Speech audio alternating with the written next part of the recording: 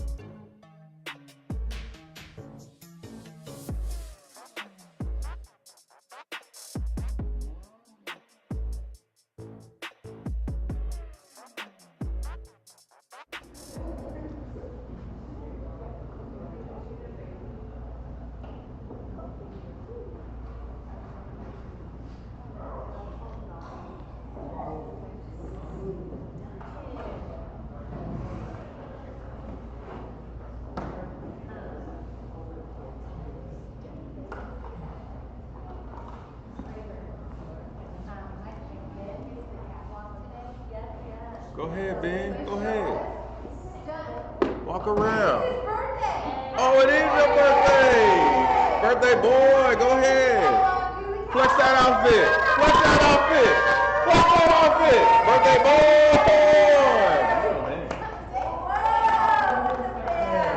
Stunting. Yeesh. Okay.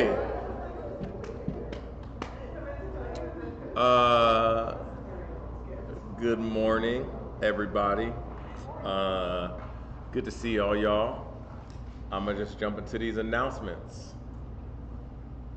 All right, tomorrow night, it comes down to this. It comes down to this.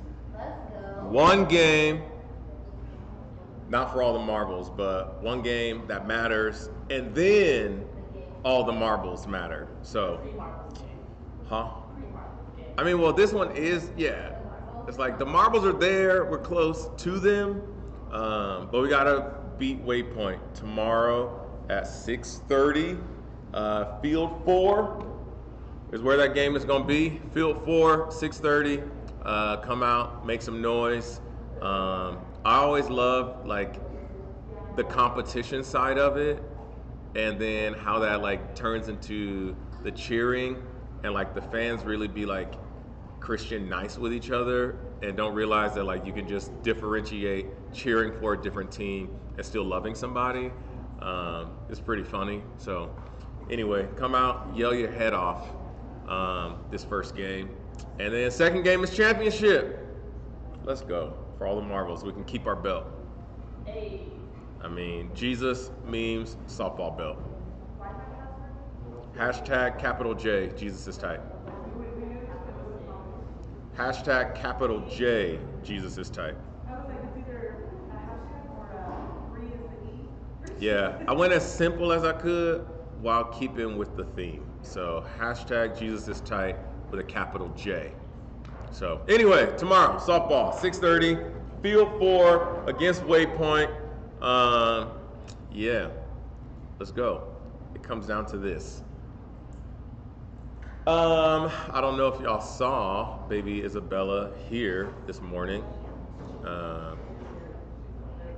Yeah, they over there by the free books. So, Oh, conference room? Oh, they're in the conference room. Yeah. But she's so little. She is so precious. She is so cute. Wash your hands. Wash your hands. Don't kiss her. Just look. Just look. Don't even touch her unless Daniela says you can. If you want to put your hands on a kid, put your hands on my kids and take them to your house till next Sunday. Yeah. I don't even care if you wash your hands, because the way they live their lives, listen.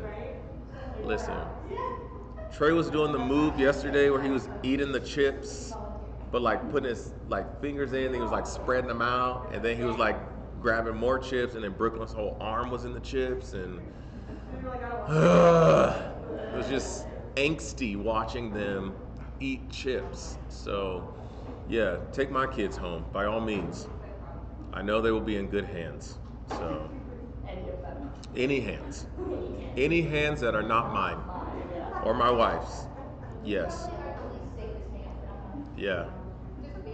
I'm like, only because this is on the internet, I'm not gonna say the joke that I normally say. But I'm like, yo, call him, tell him I'm unfit. Tell him.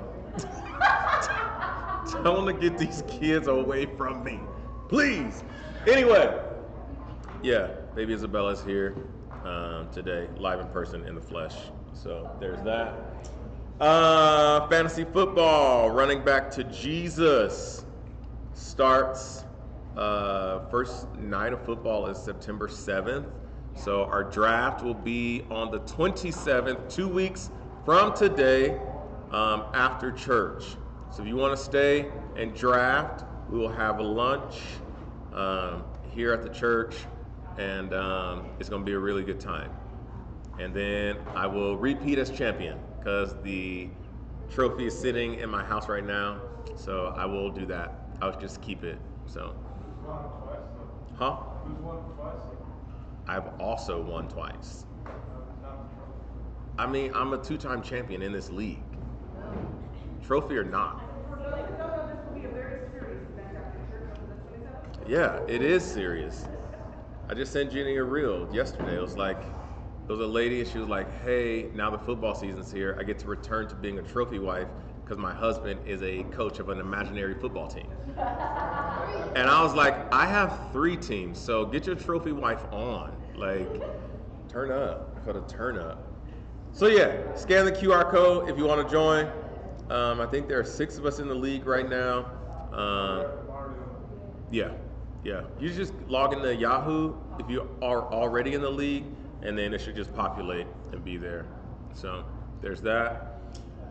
I'm glad these announcements are here because I need to update this so I can start sending out some details for this bad boy. So September 3rd, Labor Day weekend, we will not have church. I don't know if y'all know this, but ever since COVID, I was like, yo, we could not have church and the church survives. That's awesome. So then I just started taking advantage of that. So that's why we just take breaks sometimes, you know? So Labor Day weekend, that Sunday, 11 a.m. Yeah, it's gonna be a party. We'll have the music out there. And at some point I will send out the link to the what to bring situation. So keep your eyes open for that. All of you who are giving, thank you so much. And for those who would like to give, these are the ways to give. Venmo, there's a big brown box in the front of the lobby, and Church Center app, which you can set up to give automatically, which I think I might do because now I get paid every other Friday because I got a new company. So boom, auto pay, me and Jesus. Transactions just happening, you know? So anyway, thank you to all those who give and to those who want to give. Those are the options. If you have an idea for Oasis, please hit us up. Myself, Eric, Jenny, Fathom, Vic, Doc, or Eileen. Talk to one of them, or one of us, I guess, but really one of them. They will come beside you and help you out with the idea that you have. So yeah, I'm here for all the ideas. Rick wants to hear the idea that he will not be the executor of this, so tell a different board member. Yeah, tell someone else. Yeah. Tell one of them, and Jesus and you guys will make it happen. So yeah. I'm just here to make sure kids get sugar at church and have fun, and we play rap music. That's it. If you're not receiving text messages from Oasis, please text T to 575-222-8985, and that will get you hooked up on all the things that we do. Any questions on anything before I hand the seat over to Nons? There was a meme today. Yes. Yeah. Taco inspired miracles. Yes. It was good. All right. Well, without further ado, I'm going to hand the seat over for the Nons. Here you go, man. What was I going to say? I'm not sure. I don't know. All time. Hi, guys.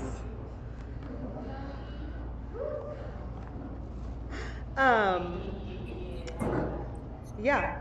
So I just, before we start, I just personally want to thank all of you for being my community despite being in a tough season. I've been really blessed with a lot of you, and I don't know if I've talked to Fathom in probably 4 months, but she showed up for me yesterday, and I just really appreciate that. And I just want to say that in the midst of studying for this, like just a lot has come from, there's a couple overextending themes, and community is one of them, and I like to shy away from that. And I just really appreciate all of you for continuing to be my community, even though I might not have been yours. So I brought these tissues up here because I'm 8 months pregnant and I'm emotional. Okay, so woo. Anyway, all right, cool. So logistical things. Make sure we log on to Zoom. I guess if everybody's doing that, right? Hey, I've watched. Don't you worry. He's like, I'm not totally lost. I was like, oh man, I gotta figure this out. So if you log into Zoom, and that's the information, 575-222-8985. So, and then on our Bibles, if you have the ESV version, we're on page 730 and 731. And I will have 2 people read. I'm hoping that you guys are willing to read for me. I want somebody to do verses 1 through 12. And then I'd like somebody to go 13 through the end at 33. So somebody will get the longer stick, but if you wouldn't mind. Yes, and further on Zoom, muted and volume down. All the mutes, double mutes. No. Yes. Are you on Zoom? I unmuted it. Okay. Thank you. I'll do 1 through 12. Okay. You go for it. Okay. A soft answer turns away truth. Oh, wow. This is after I just yelled at my kids this morning, like 5 times. So just stop real quick. Like just out the gate. You know what? I don't want to read 1 through 12. Anybody else? Never mind. Okay. A soft answer turns away wrath, but a harsh word stirs up anger. That I really can't. So someone else. It's okay. I feel it. A soft answer turns away wrath, but a harsh word stirs up anger. The tongue of the wise commends knowledge, but the mouths of fools pour out folly. The eyes of the Lord are in every place, keeping watch on evil and good. A gentle tongue is a tree of life, but perverseness in it breaks the spirit. A fool despises in his father's instruction, but whoever heeds reproof is prudent. In the house of the righteous there is much treasure, but trouble befalls the income of the wicked. The lips of the wise spread knowledge, not so the hearts of fools. The sacrifice of the wicked is an abomination to the Lord, but the prayer of the upright is acceptable to him. The way of the wicked is an abomination to the Lord, but he loves him who pursues righteousness. There is severe discipline for him who forsakes the way. Whoever hates reproof will die. Sheol and Abaddon will lie open before the Lord. How much more the hearts of children of man? A scoffer does not like to be reproved. He will not go to the wise. And then anybody for 13 through 33. Okay, Fathom, thank you. A glad heart makes a cheerful face, but by sorrow of heart the spirit is crushed. The heart of him who has understanding seeks knowledge, but the mouths of fools feed on folly. All the days of the afflicted are evil, but the cheerful of heart has a continual feast. Better is a little with the fear of the Lord than great treasure and trouble with it. Better is a dinner of herbs where love is than a fattened ox and hatred with it. A hot-tempered man stirs up strife, but he who is slow to anger quiets contention. The way of a sluggard is like a hedge of thorns, but the path of the upright is a level highway. A wise son makes a glad father, but a foolish man despises his mother. Folly is a joy to him who lacks sense, but a man of understanding walks straight ahead. Without counsel, plans fail, but with many advisors, they succeed. To make an apt answer is a joy to a man, and a word in season, how good it is. The path of life leads upward for the prudent, that he may turn away from Sheol beneath. The Lord tears down the house of the proud, but maintains the widow's boundaries. The thoughts of the wicked are an abomination to the Lord, but gracious words are pure. Whoever is greedy for unjust gain troubles his own household, but he who hates bribes will live. The heart of the righteous ponders how to answer, but the mouth of the wicked pours out evil things. The Lord is far from the wicked, but he hears the prayer of the righteous. The light of the eyes rejoices the heart, and the good news refreshes the bones. The ear that listens to life-giving reproof will dwell among the wise. Whoever ignores instruction despises himself, but he who listens to reproof gains intelligence. The fear of the Lord is instruction in wisdom, and humility comes before honor. Thank you. I appreciate that. Okay, so I don't know about y'all, but like initially upon reading this, I'm just like honestly offended. Like I just am like, I feel convicted in a way that I'm just like, wow. I mean, initially I think we can all be like, ooh, I don't, we feel the tension of having both sides, of like having an argument and having one outcome being gracious because we chose to approach it with grace, and then we've all been on the other side of an outcome where we have not been the gracious ones and our words have been harsh. Most of y'all know that gentle is not a way to describe me at all. So when we're right out the gate with 15:1 and it says, a soft answer turns away wrath, but a harsh word stirs up anger. Like I physically can remember me saying, like, but at least I'm being truthful, like with my words. At least at least there's truth to my words, whether it's harsh or not, like you need to hear it type thing. And I'm learning that through this chapter, I think what is a big ongoing thing is that words matter, and like what is coming out of our mouths and what we're putting into our hearts matter. And so I like the way I studied for this was I get lost in some of the words, so I like to look up just multiple translations of like the Bible itself to see kind of where we're going. And so in the CSB, it says, a gentle answer turns away anger, but a harsh word stir up wrath, which is pretty similar. But then if you go over to the Passion Translation, which I don't have a physical copy of, but if you guys ever need some like further depth, they use like a lot of words, but it is in such a way for me that I understand a little bit more, like it delves a little bit. So it says, the Passion Translation says, respond gently when you're confronted and you'll diffuse the rage of another. Responding with sharp, cutting words will only make it worse. Don't you know that being angry can ruin the testimony of even the wisest men? And so, yeah, whenever I hear that, that just like sucker punches me to the stomach, because we've all been there, you guys. And it's like, I just have flashbacks to being in marriage counseling with Rafer, and there was this concept in the book that he still does, right? Love and Marriage. And it's called being wrong at the top of your voice. And so just the process of that is like how much we can all say something that means the right thing and have the right intentions, but the way we say it and how it comes across to our partner or to our children is equally important in the way that we deliver that message.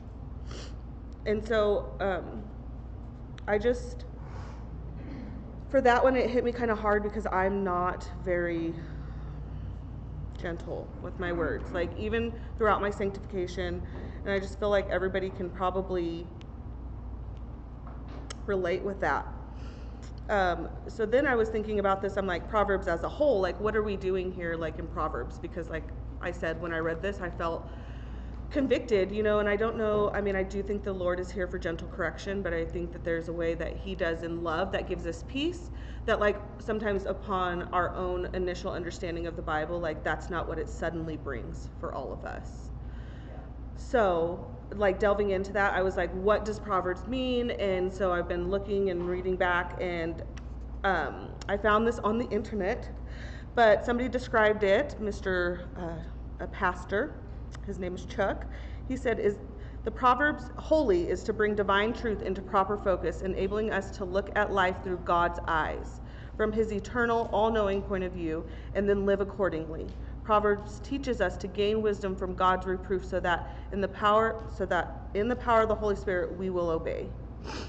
And so Proverbs 1 through 7, kind of just like to know wisdom and gain instruction from what we're doing in Proverbs. So like I just say that whenever you guys are reading and going through these chapters, to like don't beat yourself up to the point of, I do this all the time. But in the first 12 verses, there is like an overlying thing where he's talking about words and the tongue being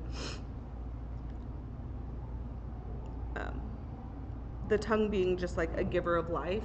And in one of the translations, it talks about how words can like heal bones. And I just think that a lot of us get caught up in the day-to-day, and it's easy to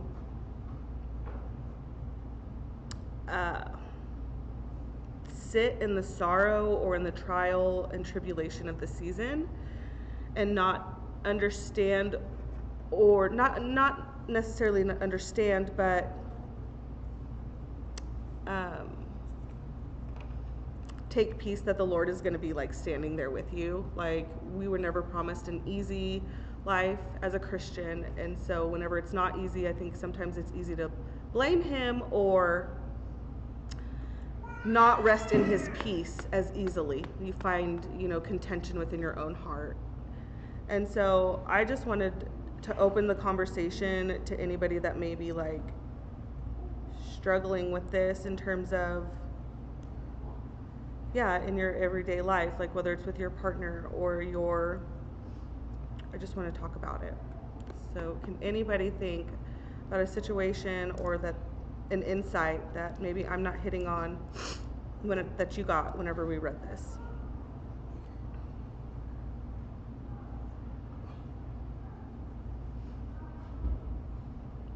No? No.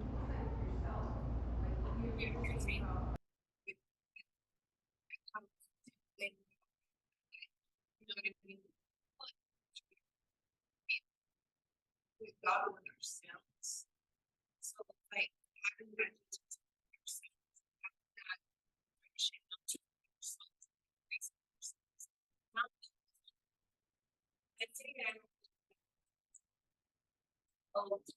grace ways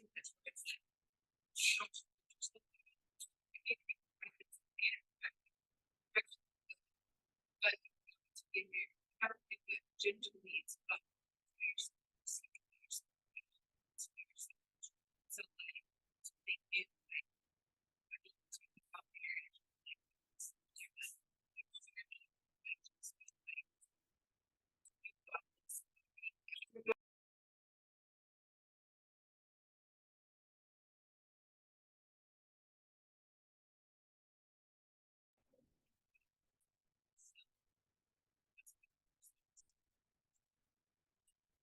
Anyone else? Like along with that, like being gentle with yourself.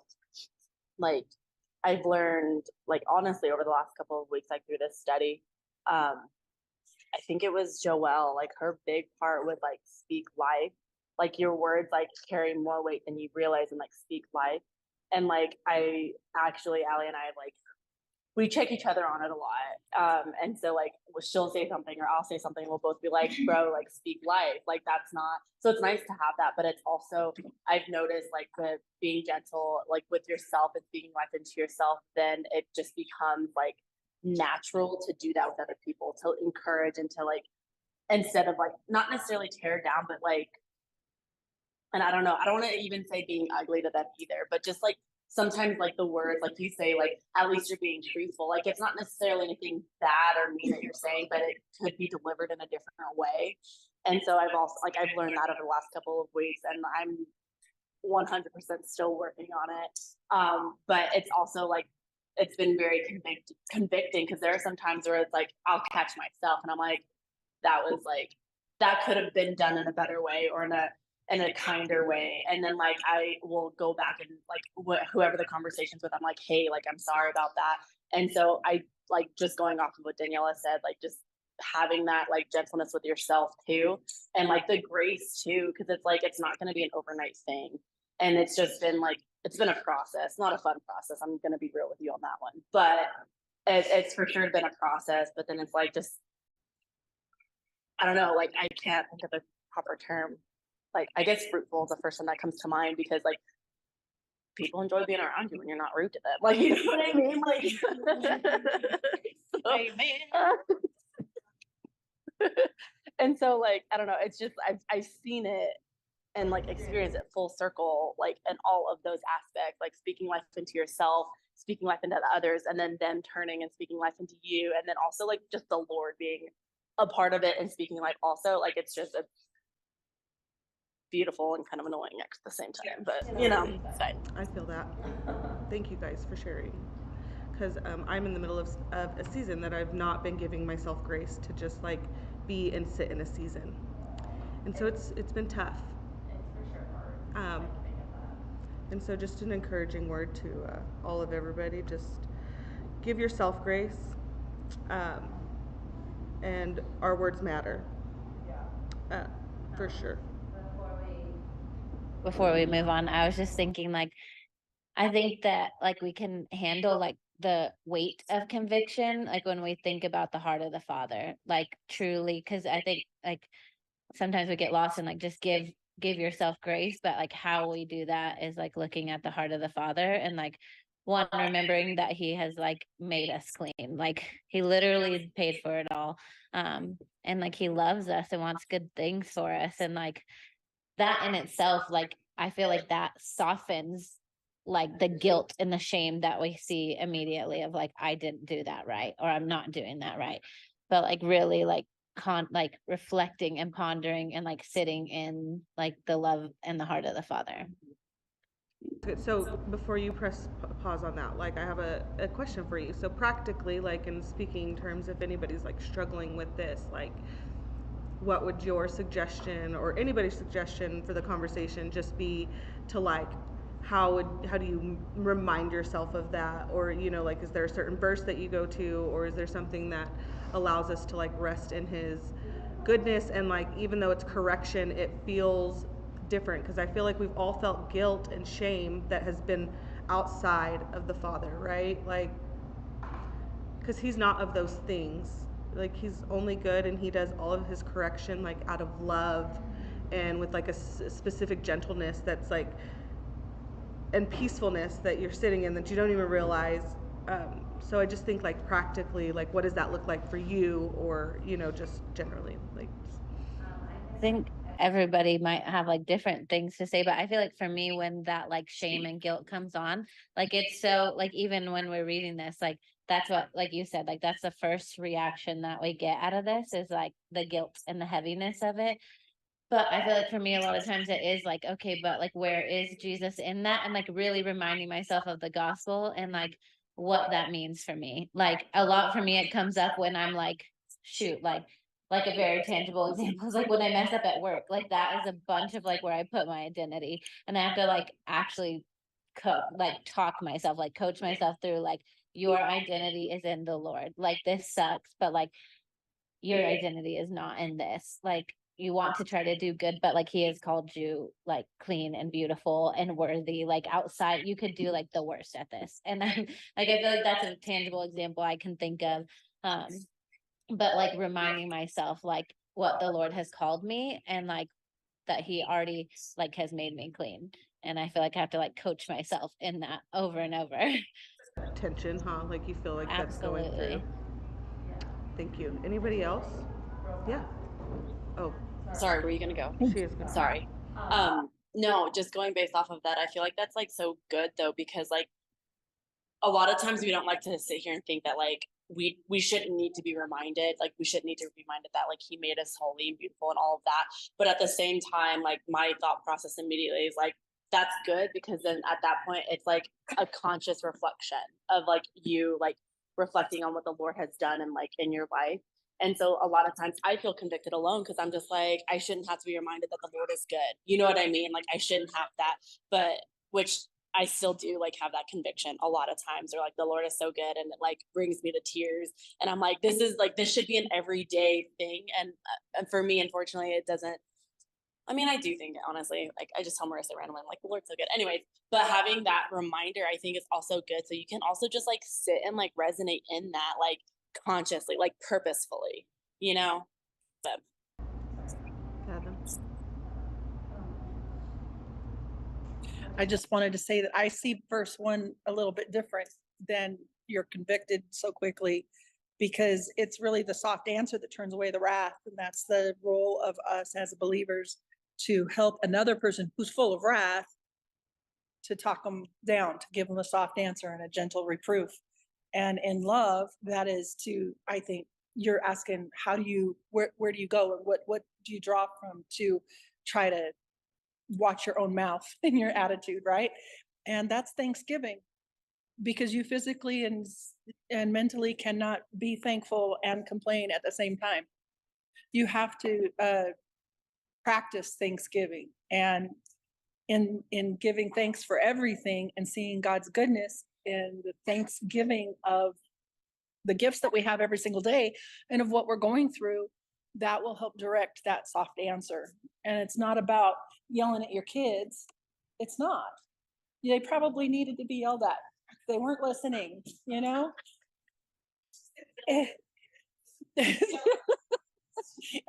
Don't feel bad for that. Yeah, we're supposed to be the best parents in the world, but this verse is about turning away wrath of somebody else, not mine. No. Thanksgiving. Looks for you, prayer and thanksgiving. Thanksgiving. And so how do you practically practice that to the day? Okay. I started out with about trying to make a list of 50 to 100 things to be thankful for every single day, carrying around a journal. And I did that for 6 months or so, and created a habit of Thanksgiving. And so it can save relationships. It can totally change your mind about how you view even the smallest problems. The song that we were listening to today is, I will count it joy. I will find joy in every battle, because I know that's where you'll be. And that's how I live. I believe that. I believe it with all of my heart. I know that even if it is a battle, that's exactly where God is. And I don't, you see, so it takes faith, it takes some trust, and it takes some practice. But Thanksgiving is the answer to the wrath. I appreciate that.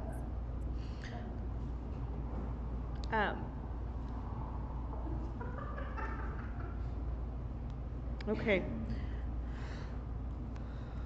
I really like that. Well, honestly, what I like is just a practical way to apply like what we're learning, you know, because I do think initially that first feeling and emotion that we don't need to give rise or soul, you know, energy to is the feeling of being convicted. I don't do these things, but I do feel like a practical way. Lord, show me how to do this. Yeah. And for me, I feel like in our relationship, Justin and I personally, there's some wrath pent up sometimes, I guess, if you will. Just a little bit, you know? And so it honestly just made me kind of come full circle about, and then today while we were listening, that's where I know you'll be, is like, I've been struggling so hard with this season, and I guess if any of you guys have talked to me, I've been honest about it, but I've been like pretty depressed. Just, I don't know why. I'm gonna call it chemicals. Okay, but and when did we go to Heaven Come?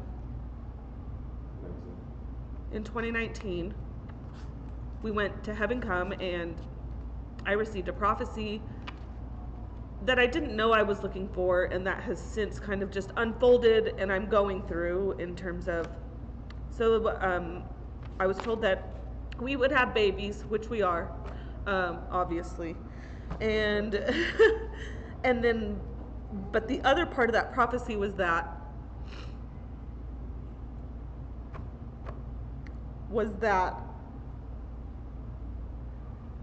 mental illness would no longer haunt my family, and that I would be breaking that generational curse for my family.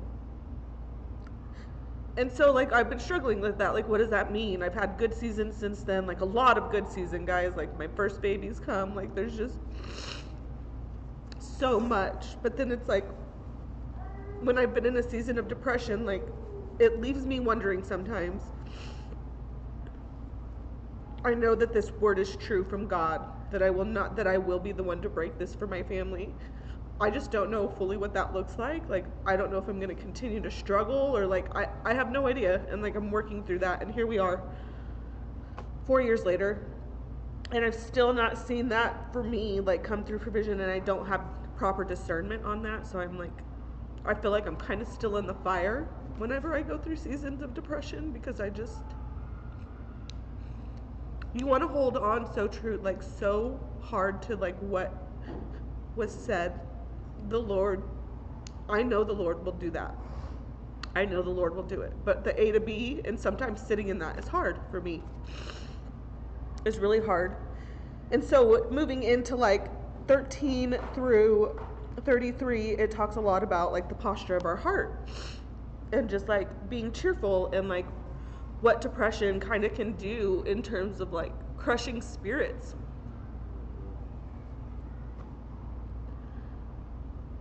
And mine has just been so crushed lately, guys. And I can just see that these things that are like being said in these passages are like coming to fruition, just because like I can't sit and deal with the season. And so in preparing for this, it was really hard, because the devil was telling me that I'm not worthy to give any of this message to you guys. Like, that I'm not supposed to be here. And a part of me feels like that is true. I don't think any of us are truly worthy. But I mean, like, the Lord is working on our hearts, and like the sanctification that has happened from like that time and like now is good, and is worth talking about, and like not to be defeated. But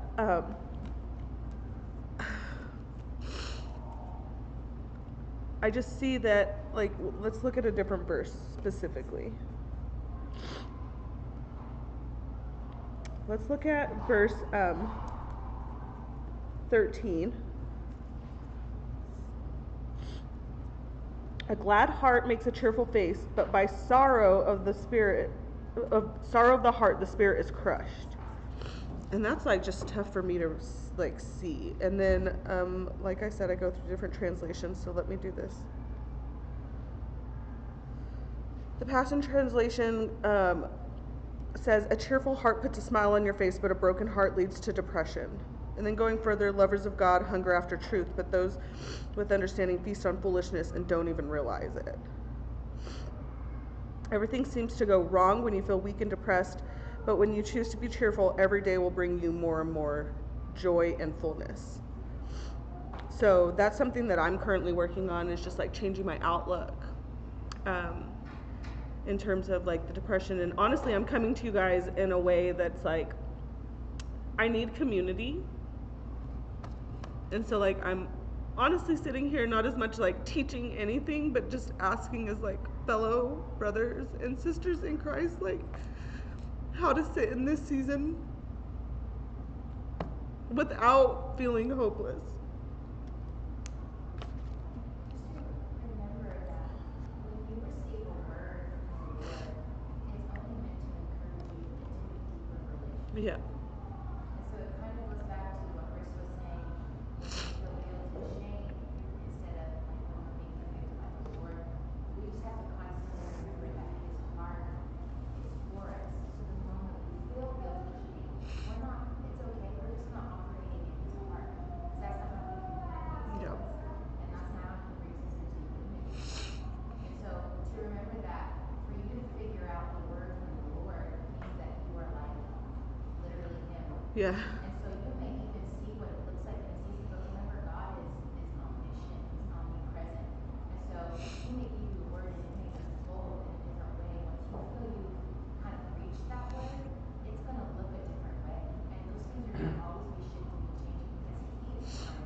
Yes. So in the season of whatever this mental health may look like for your family, to not feel trapped by that, but to remember he knew you'd be here in this moment right now. Yeah. And that it's meant to just give you hope, but also meant to just draw you deeper into what he wants that to look like for you. Yeah. And it has nothing to do with expectations, Yeah. but it only has to do with us loving him and loving us and him wanting the best life that we can live here on this earth, and that includes everything he offers to us. And it only comes by knowing the heart of God. And I have learned that the moments when I feel like I'm feeling guilt or shame, anger, I'm not operating in the heart of the Father, because he doesn't communicate with us that way. He does. So when I'm trying to communicate to my children, yes, they do need to be reprimanded, but I know my motive, and I know when my heart is stirring up anger, and that's when my mouth proceeds. And that's not discipline, that's literal anger, and that's something that I have to work with in my own emotional health, and I'm actively working through right now. But just remembering that, like, when we step outside of those and we feel these emotions, there's no shame in that. It's just we have to find the heart of God. We have to find him in it, like in those moments, and to see where he's at in those times. And so I want you to be encouraged by that word, to say that I have hope that he's going to bring you through, but also that he needs to be in this season. He just wants you to just remain in him and be with him. Yeah. Yeah. And that's it. And I can guarantee you when you hit whatever that may look like, it won't be what you thought. Yeah. So I take those expectations and throw them in the trash. Because like we received the prophecy about Oasis in 2015, 16. And we literally thought we're actively living and breathing it, and then God shifted our heart and realizing that, whoa, we literally just dug the surface of this prophecy, and it got us here. But like, holy crap, it's like dreams that people have had, whoa, like shifting into this new season. It's like, oh my gosh, we didn't even like realize we were actively walking in that word as we were getting here. Yeah. Just you being up here today is you working out that in your mind. Yeah. Like, because I can guarantee you that the devil didn't want this for you. No. Yeah. You know? Yeah. But Oh. only God does. Yeah. And so he knew that you'd be present in this when you receive that word. And he'll be the one to bring you through. Yeah. Just rest in that. Yeah. It's not pressure. There's no pressure. There's no pressure. There's no pressure in word. Just down there. Just a little. I'm That's sorry. good pressure. That is. I want to piggyback. So I fully understand that all mental illness and like depression looks different for everybody. So just fully understand that. As somebody who also has like gone through that, I understand like sometimes it's hard to turn back to the Lord like when you're in that season and when you're in those episodes. It's difficult. And so like just you mentioned like practicality, like practically living, like all of that. Like one thing that I found super important to me is like recognizing when I'm there and just asking for help. Because a lot of times I was like, this is a me problem, so like I've got to do it on my own. And which brings us back to community. Like people are here for people. And the amount of times that people here pull me through, like I've been to a point where I couldn't even fold my laundry. Yeah. And when my friend came over and was helping me fold laundry. So something as small as that, like just getting you up and moving and getting help, just getting up, that small step is really a big step to getting through that episode or like whatever that is that you're going through. Yeah. So definitely like resonate in your community and like don't be afraid to reach out. Like Yeah. I don't know a whole lot. Like so you very easily could be like reaching out actively, I don't know. Yeah. But just definitely like I don't know, I can't think of the word. Like I would feel like bad about myself that I felt the need to sit on my couch all day. And so then I was like, no, like I'm grown, like I gotta take care of myself, like I can get up off the couch. And it's like it's truly as easy as it sounds, it's really not. And so like having people that are encouraging and that will like meet you where you are and help you through, but then also like surrounding you, like be picky with your community too. Because having people that also love Jesus in my community that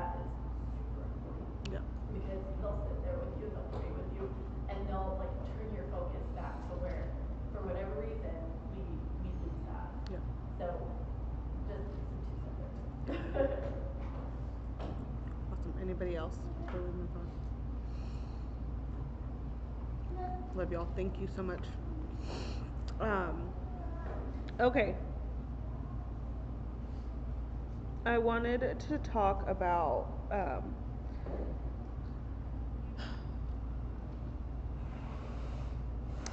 verse 16. I mean, it's kind of like not where we've been, but it stuck out to me. Verse 16 and 17, talking about better is a little with the fear of the Lord than great treasure and trouble with it. Better is a dinner of herbs where love is than fattened oxen and hatred with it. So generally speaking, like, what does that mean to somebody? Father? I would rather have love than being poor and have little to eat because you're poor than being full of riches and hatred. Yeah. So it's a contrast. Yeah. About the goodness of the Lord is providing love, and that's where more value In more abundance. Yeah. Yeah. Than eating up the fat cow. Yeah.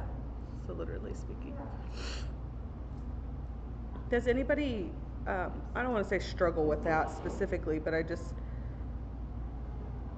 anybody been like, for me, the way I relate this is sometimes we can be we're in a fast moving world of like social media and comparison, and it's easy to look and see what others have and like think that that's the path that you need to be on, or think that is better. But what this is saying is just like, better is the dinner with herbs, and this one said with vegetables. Like it said, it is much better to live simply, surrounded in holy awe and worship of God, than to have great wealth with a home full of trouble. It's much better to have a meal of vegetables surrounded with love and grace than a steak where there is hate.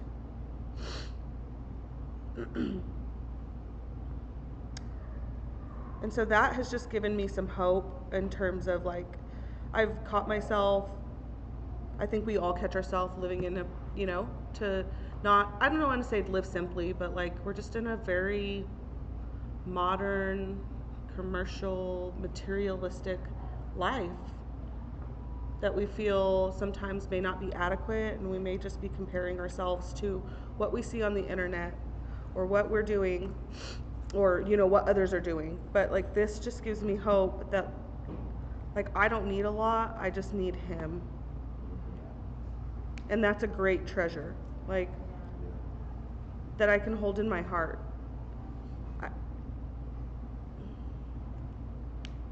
Yeah. Does anybody else have anything to add on that type of thing? Rayford.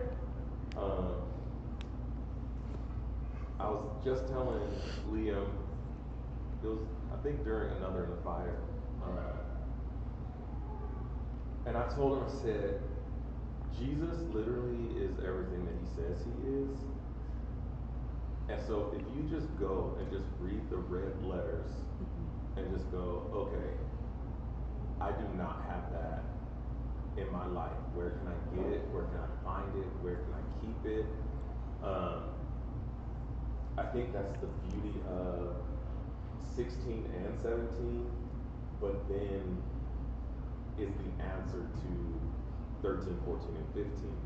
Like at the end of the day, regardless of what happens, like I want Jesus and I want what Jesus said. And so regardless of what happens, what I do to mess that up, what other people do to mess that up for me, do I really want what Jesus is offering? And like come hell or high water, I'm going to choose that. And so I was on two fronts. One, going to bed last night, I said some things that I should not have said, that on my walk this morning, Jesus was like, you need to go back and apologize. And I did not want to, because I wanted to like explain to him where I was and why I just deserved grace and that's it.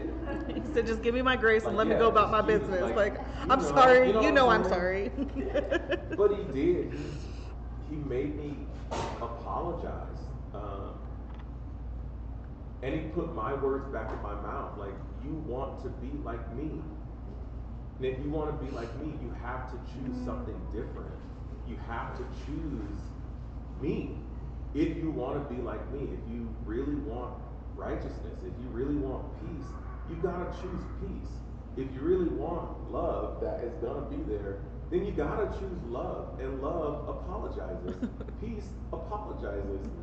And peace doesn't just apologize for the sake of apologizing, but peace is sincere in the apology. Yeah.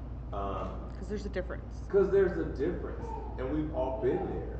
Jenny has been there. Well, I've apologized because he told me to, and I did not feel it at all.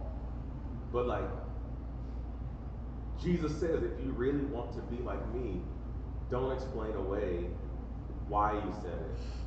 Don't try to, well, if you look at it like this, I'm sorry, but just turn your head this way. Like, stand this way. And Jesus is saying, that's not me. And so choosing him over everything else legitimately is the game changer. Like, that is straight up the game changer. And the practice in it, because and the practice of it. I think there is something to be said even in the obedience of apologizing, even when your heart's not feeling it, right? That's when you know it's Jesus. You're like, I'm supposed to apologize, and I'm very sorry about this. But Yeah. I'm just like, I'm gonna go tell Justin that I don't know how much I meant that apology later.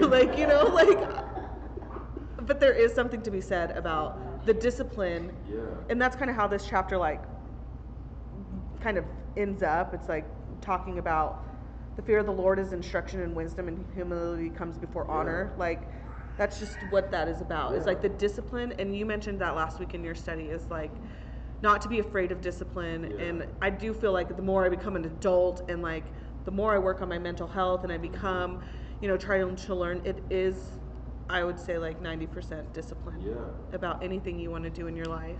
And I don't feel shame that I don't have a whole lot of that. You know what I mean?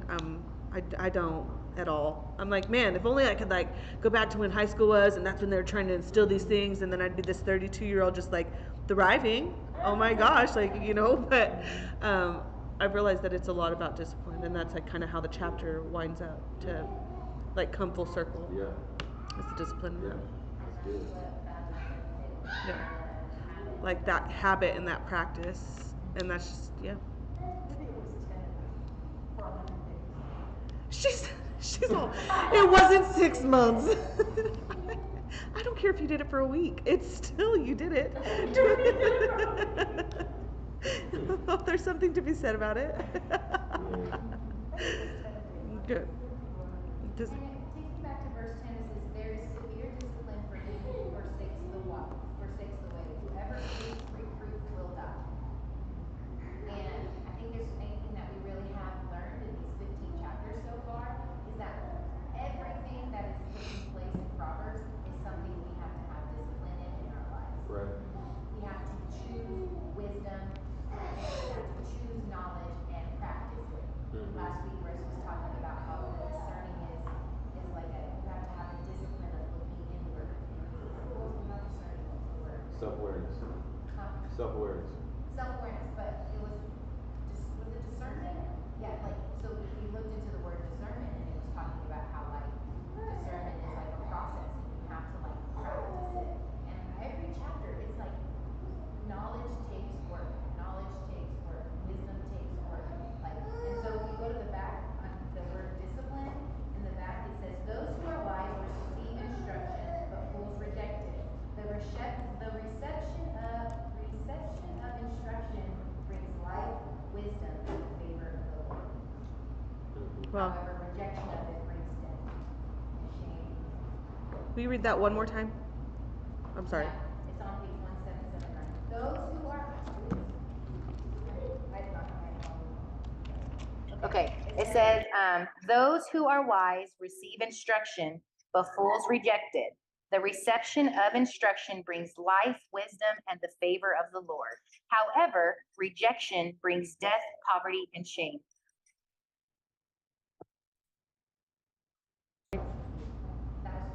Like, no, it was like, yeah, discipline. So it's like you need it. If you don't have it, rejection, shame, and death are really where you're headed. It's unavoidable, you know. Well, I But think we like can with see Jesus, that, yeah. red letters, come on, Jesus. Like, I'm not saying that this is like, oh, I need, you know, it's a beautiful process. It really is. We were just talking about how the discipline that you've had in your life. We went to a meeting a couple weeks ago, and Rafer was giving a talk about what discipline has looked like in his life, and he was talking about our money. And I was blown away. And after he got done with this talk, I said, the fact that you had that moment of discipline completely changed our lives and mine. Because as his wife, and the way that he chose to put forth this discipline affected me, because he's my covering and he's my husband, and he led us down this road. And I was like, our family's forever changed because of the discipline that God gave you. And you said, okay, God, like he disciplined you, and then you disciplined your life in that manner. And our worlds have changed. You guys know us. You know that we have drastically had our worlds changed. You guys have seen the work of God. That's all God. Like, just because we said, okay, we're going to just trust what you said, and we're going to just dig into what this means.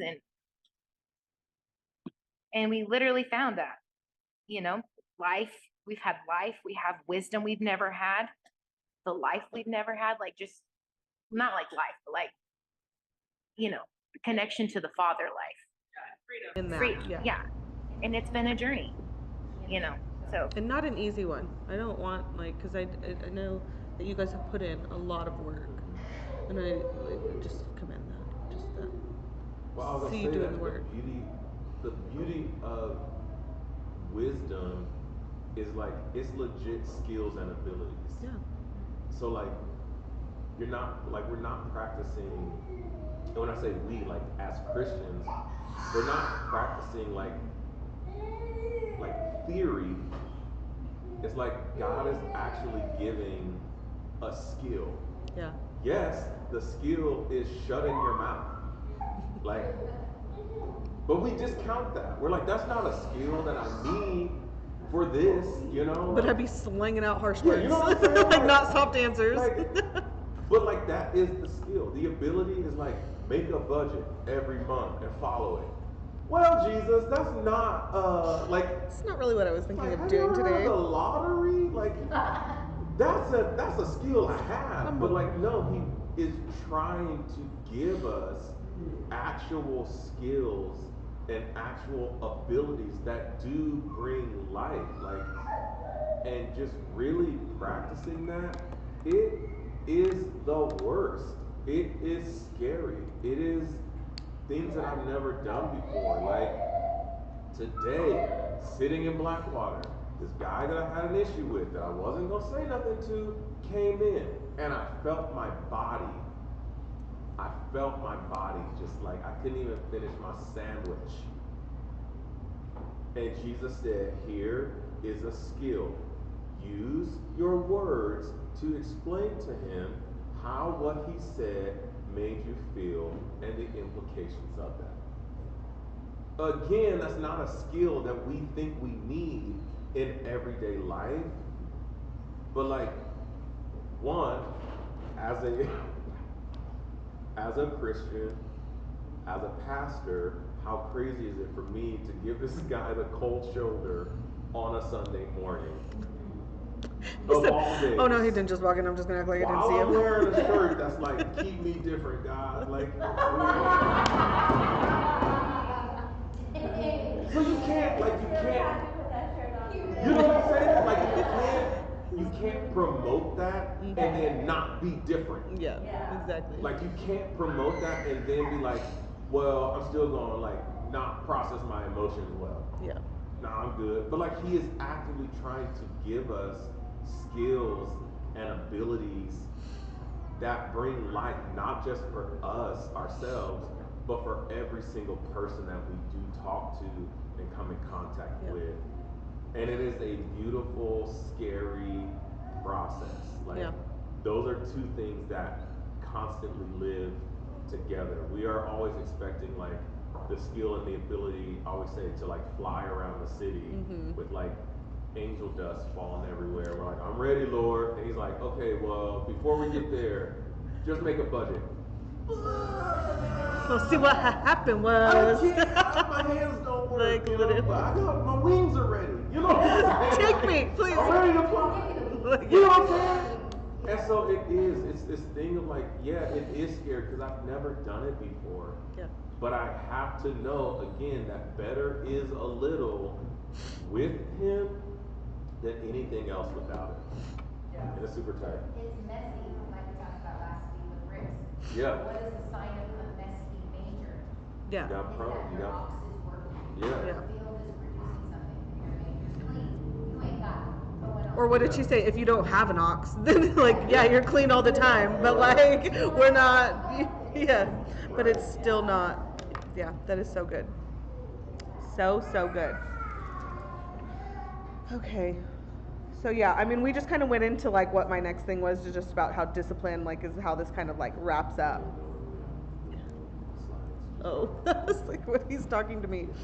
So yeah, I just kind of want to open the floor and see if anything has stuck out to anybody else for the study, just because that's kind of where we landed in terms of discipline. And for me, as a Christian in and out of church, the question's always been like, these ideas feel far-reaching, you know what I mean? It's like, yeah, we can talk about it, but what does that practically look like in my everyday life whenever I feel like I'm hanging on for dear life? And I don't think that it's this magic wand, you know what I mean? It's just a series of these things that we are trying to find discipline in, and finding ways to give thanks, and finding ways to soften our answers against the wrath, you know? So yeah, does anybody have any like final thoughts or anything, just as kind of the conversation has gone?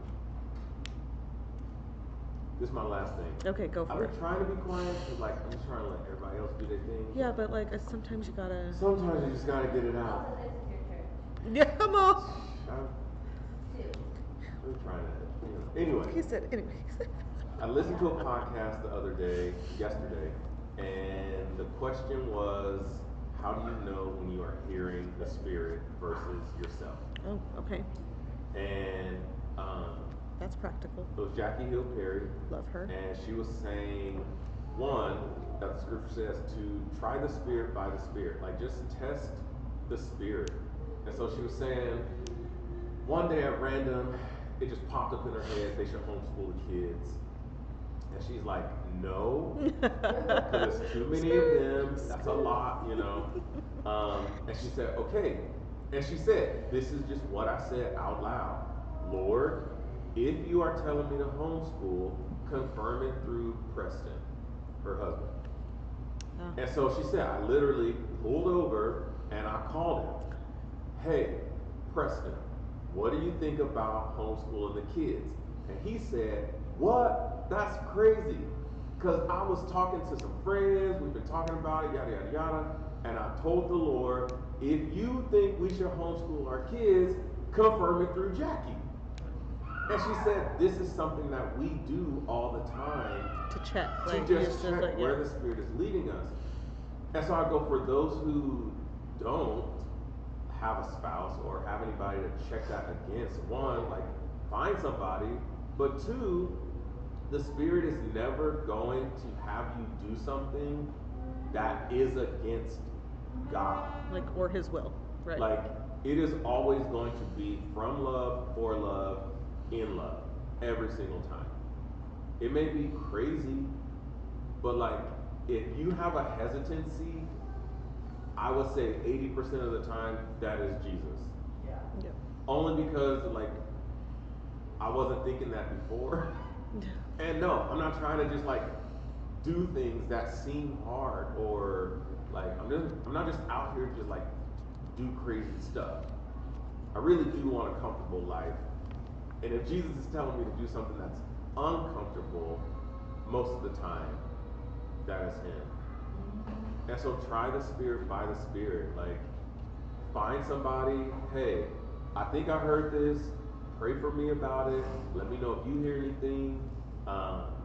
Because the other side of it is, very rarely is Jesus saying, right now, do it. Yeah. Do it right now. Like, hey, he's going to give you a chance to process with Him, because again, it is a choosing of Him. And so try the Spirit by the Spirit. Test the Spirit. And see what somebody else says.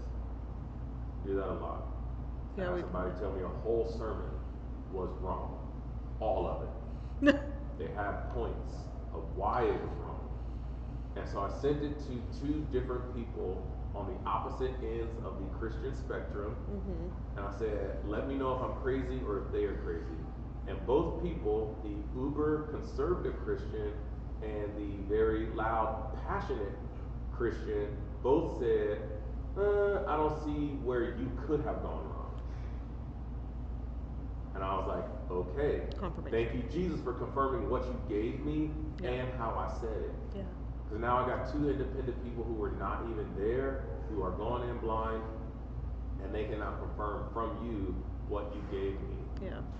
And so literally just to be sure that it's from the Him. Spirit by the Spirit. Give it to other people and see what comes back. Again, tying in community. Yes. Of course. Like, that's what it is. Community. Right now, we're at community. Yeah. That's So I awesome. guess question with that, and like we've had numerous conversations about like growing up in like traditional church, like just I guess different types of like settings of churches. Like I feel like that can easily come off of like, oh, like you're questioning the Spirit, like you're doubting Him. Like, but the Scripture says it, so you can't be like, you're not doubting if the Scripture said to do it. See, and I guess that also goes back to like that statement wasn't necessarily in the forefront of any of these sermons growing up. You know what I mean? They're like, don't doubt the Lord, like da da da da. Like, so I feel like that's like the religion growing up versus like that's poopy Christianity. That's fair. Because Thomas literally doubted, and I just saw this a couple weeks ago. The preacher said, Thomas doubted, I want to see Jesus. Y'all said He alive, I want to see Him. I don't believe it. But he said, where did Thomas doubt? Thomas doubted in community. He didn't say Thomas was like, nah, I don't believe, and then walked away. Thomas was like, hey, y'all saw it. Take me to Him then. Show me. Show me what you said. I want to see what you saw. And Thomas literally did doubt. We give him a bad time, but like, he gave us the blueprint of like, don't doubt by yourself. Doubt in community. Am I crazy? Am I hearing this right? Did y'all see that? Watch this. Let me know. Like, that's poopy Christianity. Because it does. It puts us in a box where we feel bad. And we feel everything that Satan wants us to feel. Again, Jackie just this morning was like, yo, the devil wants to leverage everything to destroy us. Including the fact that I can't talk to my community about it because I'm doubting, and everybody else is super Christians that believe all the time. That's poopy Christianity, and I need a shirt now. Yes. Poopy Christianity. It is, because that's not what Jesus intended. Like, it is. It does come back to community. It comes back to like me and Jesus, and then He gave us everybody to literally bounce all of this. That's why this works. Right. That's why Oasis is what it is. Like, it's cool. It's super cool. You need this. And like us just sitting here reading the Bible together is so countercultural for church, but Danielle just said it. I was raised in church, but I don't actually know God. Yeah, I didn't. And so that's why we're just studying the scripture, because the fact that there's no shame, like you didn't know that was good. I just looked it up and sent it to you because that's actual Bible verse. We've all been there. We've all been there. Taught that, then it was like, oh, this would be a lot harder and a lot of like disconnection from God if I would just really knew what He said, what He wanted from me. Not what someone else told me I should. And then I feel like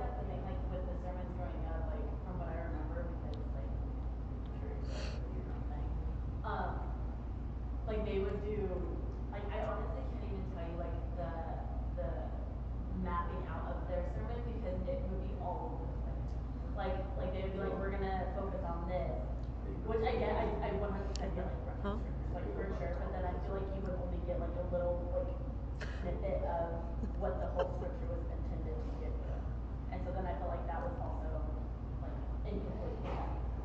They don't want our eyes on Jesus. I mean, they want their words on their eyes to Jesus. exactly. Right.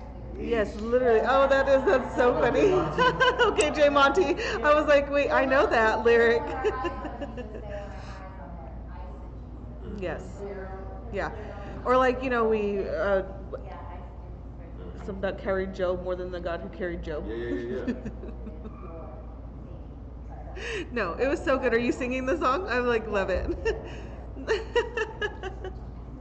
Anytime I get a chance to plug this sermon, I'll have Rafer send it out in the Texan church after church. But there is when we were at Heaven Come, there was Robert Madu did a really, really just eye-opening talk on being offended and like what our offense looks like and what that means and like how our blessing is on the other side of our offense.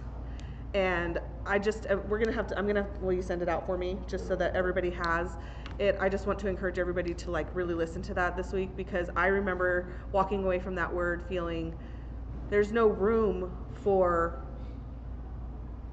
the conviction, like there's no room, like we have to move past that, like we have to keep going in all the things. So please send that out. And then yeah, anything else, I really just appreciate coming, and I don't feel like I shared the word. I feel like you guys helped teach me a whole lot today, but thank you guys for being my community and just letting me be open with all of you and learn with all of you about who God is and what that means. I'm not gonna cry again. Can I say something real quick? You sure can. Is it gonna make me cry? I like ever since you started talking, I just like saw like the sovereignty of the Lord, like allowing this to be your message in this season right now. Like that is His goodness. Like, and thank you so much for like coming and like be raw and open and not acting like you do this well, or like not acting like you're in a great place. Like that is community, and like I like if you're okay with it, like I really want us to come around you and like just pray and intercede for you. Like Oh, I would really appreciate that. and like yeah. I could really use it. Thanks. I didn't wear mascara today purposefully. The Lord told me not to. Huh?